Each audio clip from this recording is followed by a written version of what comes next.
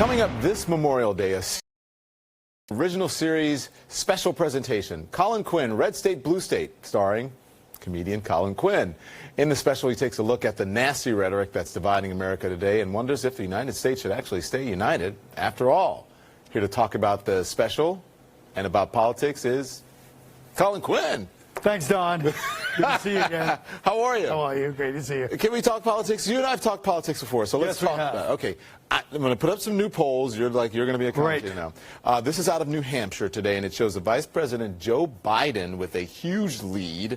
Bernie Sanders, look at that. He's got 36%. Bernie Sanders is at that support at 18%. And then you got big names like Elizabeth Warren, Pete Buttigieg, Kamala Harris. They're still polling in the single digits. But look at that, 36%. I know. What's your view of the field? Well, that's an insult to Bernie Sanders because he's from Vermont right next door.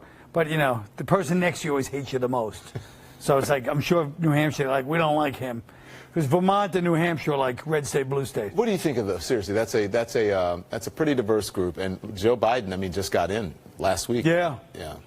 Yeah, but he's got that, you know, he's got that crazy energy of a guy that's been around, you know, backslapping and shaking hands and, you know, making people laugh at barbecues for 50 years. he comes in running. Yeah. You won't say who do you think it's going to come down to, right?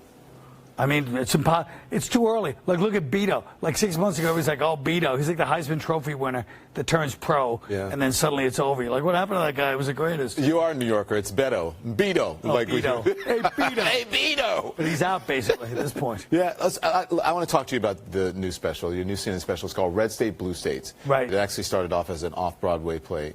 Tell us about it. Well, I've been writing about when I was on, if you remember, for Unconstitutional, and then I was talking about the country breaking up, but it was more like people were like, aha, you know, we're not going to break up. But now, it really, everybody else is talking about, like, this is going to happen.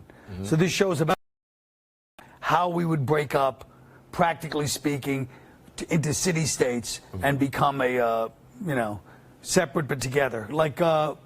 Like the Soviet Union did. Yeah. So you think that could actually, I mean, look at the divide in the country. Yeah. I mean, I think it should. It's crazy. You think it should? Yeah. I think we should divide like the Soviet Union broke up into Uzbekistan, Kazakhstan, the Ukraine. Why not? Yeah. Try it.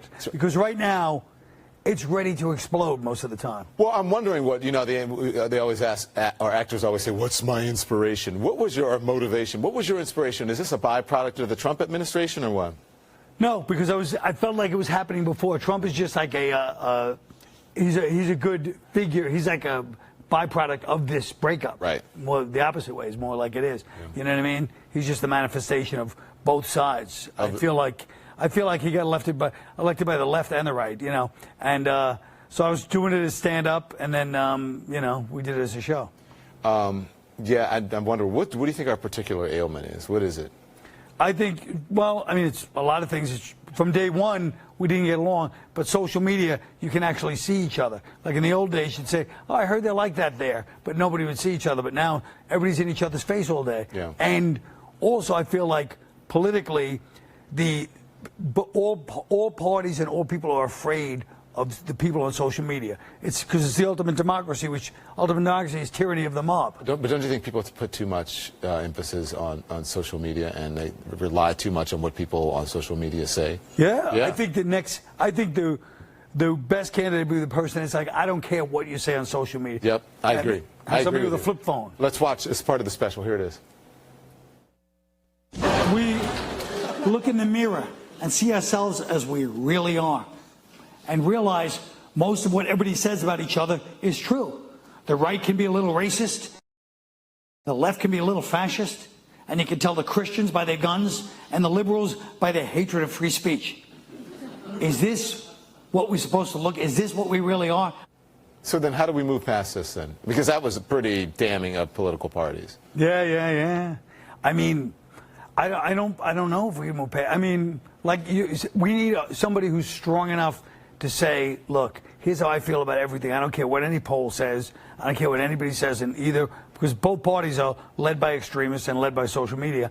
So unless there's somebody who's like, can speak practically and just say, look, this is what I feel. You know what I mean? You're never going to resolve this. It's just too disparate. You think we're right there on the verge of a civil war? Yeah.